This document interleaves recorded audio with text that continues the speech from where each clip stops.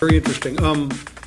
One of the subjects we were discussing at ILC's Disruptive Forces panel, what are some of the disruptors you see affecting the hotel industry? Would love to get your take on that.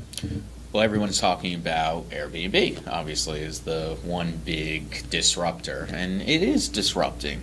It is definitely preventing cities like New York City from collecting taxes, and people are finding great deals that would enable them to not only travel to places that they couldn't normally afford, but also, find a place that is much more like a home that they can stay in, and they Sure. could have a much larger place for a lot less money. But again, I said I don't love the word disruption, and even though it is disrupting, or people say it's disrupting the hotel business, hotels are responding to this change, and they are making or creating environments that are providing consumers with even better experiences, like the big lobby and the communal areas that you can exchange or meet new people. And that is something that an Airbnb platform or room can provide.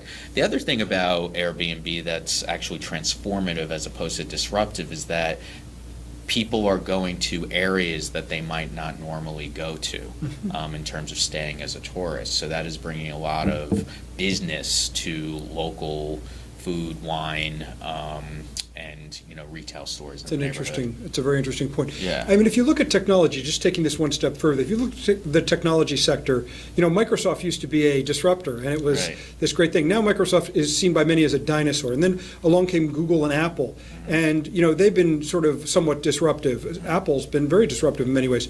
It's starting to look like a dinosaur now, and you have these new technology companies that come on. As things continue to change, and companies you thought were so disruptive and so interesting and different are now not so different. So you think of hotel space, and now we have Airbnb. Well, in a few years, I could very well see. Who knows if it'll happen? Maybe Airbnb won't be that disruptive. What do you think as you think about culture and society? Anything else you think that's out on the horizon that might be the next disruptor after Airbnb? I would say, and I believe Airbnb is actually trying to create this new type of culture, but I would say a company that either is a legacy company or a startup, and I would say either a startup or a legacy company, I can see them. I would say that the next disruptor, and again, I keep using the word. So transformer next transformer would be somebody or a company that would provide an entire holistic experience to the tourists, not just a place to stay, but providing content that will allow them to know exactly what places they should see, what restaurants to go to, getting their dry cleaning done, having car service or getting a car, and I know some hotels are doing this in New York because there are a lot of Chinese tourists and other foreign tourists coming here who are staying for a longer period of time, and there are concierge at various hotels that are giving them the right doctors to go to and telling them about the right colleges that their kids should go to. So I think it's going to be much more of a holistic service than just the room.